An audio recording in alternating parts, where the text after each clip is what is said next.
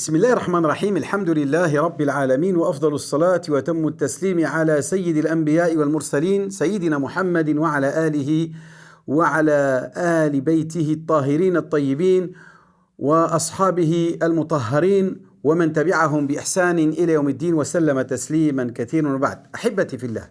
Chers frères et chères sœurs, toujours dans votre émission qu'Imam me suivent, nous allons aujourd'hui découvrir la lettre K. K comme Karim. Allah subhanahu wa ta'ala, dans ses attributs, il est Al-Karim, c'est-à-dire le généreux par excellence. Al-Karim, الذي يتكرم على جميع خلقه بالوجود والنعم وما إلى ذلك. Il comble ses créatures de l'existence et de toutes les richesses qu'il accorde à ses créatures. K comme Al-Khaliq. Al-Khaliq, c'est-à-dire le créateur. Allah subhanahu wa ta'ala est le créateur des cieux et de la terre. Nul autre est capable de créer si ce n'est Allah subhanahu wa ta'ala, c'est-à-dire cette capacité de faire apparaître du néant l'existence. K comme Kiswa.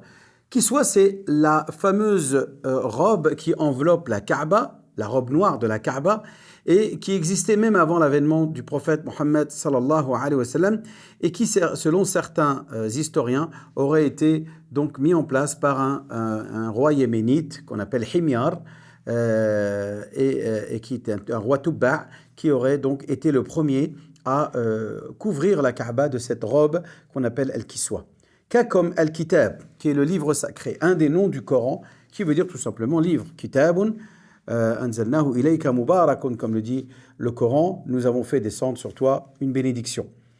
K comme Kénoz. Kénoz est une expression que ne connaissent pas beaucoup les musulmans, mais qui est connue dans le christianisme, et qui est donc un mouvement d'abaissement par lequel Jésus-Christ quitta, selon la foi chrétienne, ses attributs divins pour devenir homme. Cette croyance est propre, bien sûr, au dogme chrétien.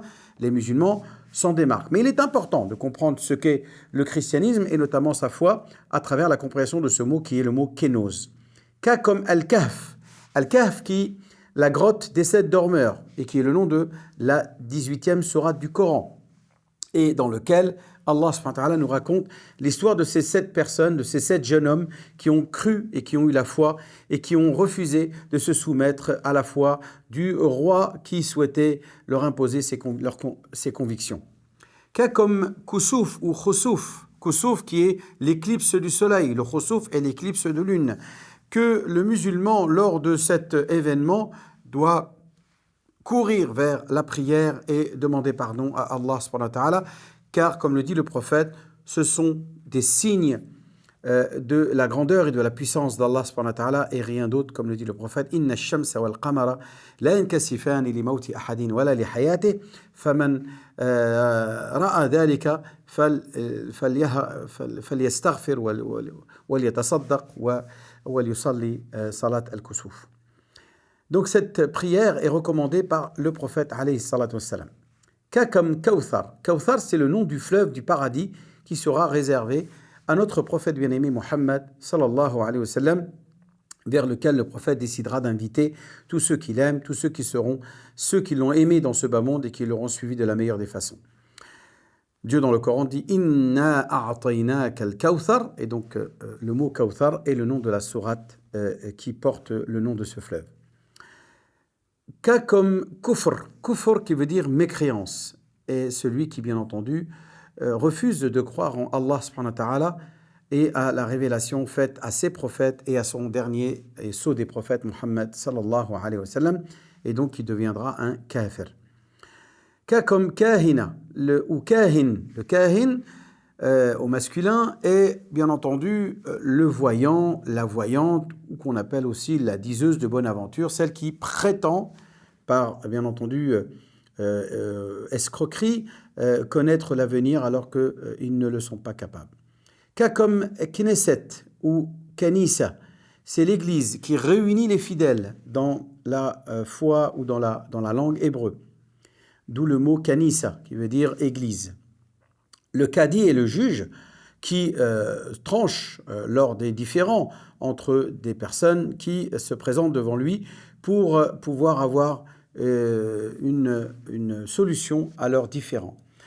Le Ksar ou le Ksur, c'est au pluriel le palais fortifié dans lequel se regroupait une communauté, par exemple les Bani Qaynuqa', Banu Nadir ou Banu Qurayza, mais aussi chez les Arabes musulmans, comme par exemple la tribu des Bani Waqif qui à Médine avait un qsar, c'est-à-dire un palais ou une forteresse dans lequel ils pouvaient se protéger. Le kéfier est comme le dit le K, la lettre K comme kéfier est le foulard palestinien que portent souvent ceux qui défendent cette cause dans lequel aujourd'hui beaucoup de musulmans dans le monde sont particulièrement touchés. Cas comme Koufa. Koufa est une ville irakienne rivale de Bassoura. Longtemps, entre ces savants, les savants de Koufa et les savants de Bassoura, se rivalisaient, que ce soit en grammaire ou que ce soit dans la foi et dans la religion. Quba est le nom du quartier qui se trouve au sud de la ville de Médine, où le prophète alayhi salatu wassalam, a pour la première fois construit une mosquée avant finalement de la quitter au bout de quelques jours pour finalement s'installer au nord de la ville, chez les Bani Najjar, où se trouvait un compagnon qui s'appelle Khalid ibn Zayd, de son surnom connu Abu Ayyub al-Ansari. Chez les Turcs, on l'appelle Ayyub Sultan, qui porte le nom de beaucoup de mosquées, mais aussi, bien entendu, de son mausolée à Istanbul, puisque ce seul compagnon du prophète, alayhi salatu wassalam, serait mort sous les murailles de Topkapı, c'est-à-dire les murailles d'Istanbul, lors de la conquête, dans la volonté des musulmans de conquérir Constantinople, à l'époque encore occupée par des dirigeants chrétiens. Donc ce personnage, Khalid ibn Zayd, de son vrai nom Khalid ibn Zayd, avait comme surnom connu de tous les musulmans Abu Ayyub al-Ansari, et le compagnon qui a, quand le prophète est arrivé là où il allait construire la mosquée, a accueilli chez lui quelques jours avant, jusqu'à que sa maison, à lui, ce qu'on appelle les appartements, où il allait pouvoir être domicilié avec ses épouses, puisse être construite et puisse, en attendant, donc le prophète a résidé chez ce compagnon Abu Ayyub al-Ansari radiyallahu ta'ala anhu wa ardah wa radiyallahu an jami'i as-sahaba amin amin wa sallallahu ala sayyidina Muhammad wa ala alihi wa sahbihi ajma'in wassalamu alaykum wa rahmatullahi ta'ala wa barakatuh.